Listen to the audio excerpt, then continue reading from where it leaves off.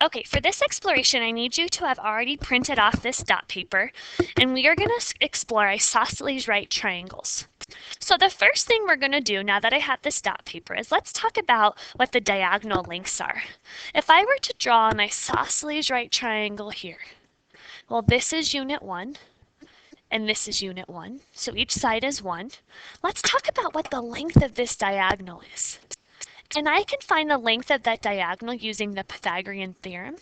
I can say that 1 squared plus 1 squared equals x squared.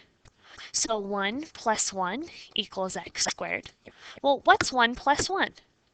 Well, 1 plus 1 is 2 equals x squared. So now I'm going to take the square root of both sides. So I know the square root of 2 is what x equals. So this length right here is the square root of 2.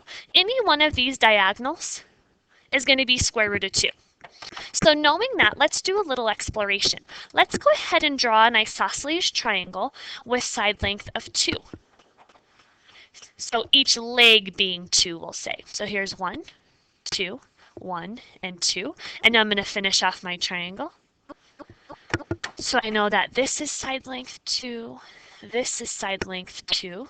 Now tell me about that diagonal. I could use the Pythagorean theorem, but we already know that one diagonal is the square root of 2. Well, here's another diagonal. So how many square roots of 2 do I have? Well, I have 2 square roots of 2. Okay, let's try another one. Go ahead and draw an isosceles triangle where each leg is 3. So 1, 2, 3, 1, 2, 3, and go ahead and draw my diagonals. So this is 3, this is 3, and let's look at the length of the hypotenuse here. Well, this is 1 square root of 2, 2 square roots of 2, 3 square roots of 2. Well, hopefully you're seeing a pattern here. Go ahead, I want you to draw an isosceles triangle that has side lengths, or so the legs are each 6. Draw that, pause the video and come back and let's see what happens, or see what you get. Okay, welcome back. So we're going to draw an isosceles triangle with length 6. 1, 2, 3, 4, 5. I gotta go one more, 6. And 6 across the bottom. 1, 2, 3, 4, 5, 6.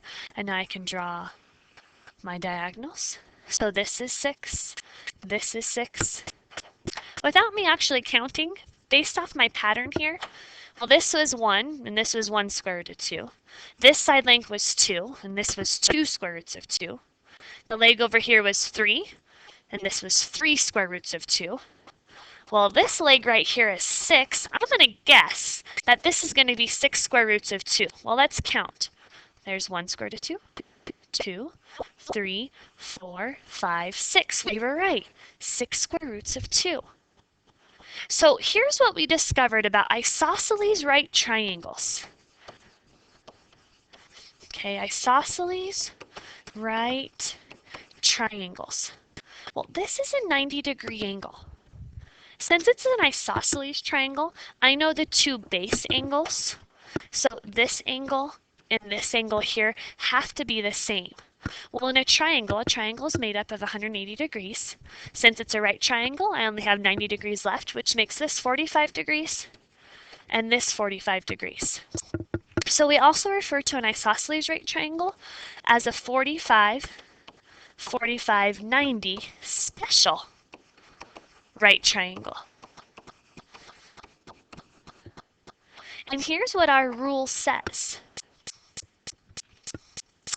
The ratio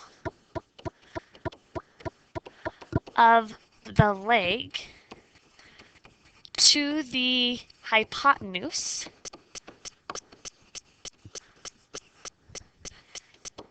in an isosceles right triangle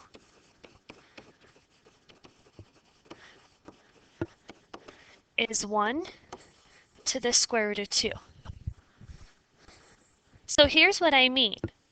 If the leg is 8, what would the hypotenuse have to be? Well, if the ratio is 1 to the square root of 2, I'm going to say that the leg is 8 to blank square roots of 2. Well, how many square roots of 2 if the leg is 8? Awesome, it has to be 8 as well. So the hypotenuse would be 8 square roots of 2. So knowing this rule just gives us a shortcut and how we can deal with special right triangles. You are going to get some more practice with these types of situations. So good luck.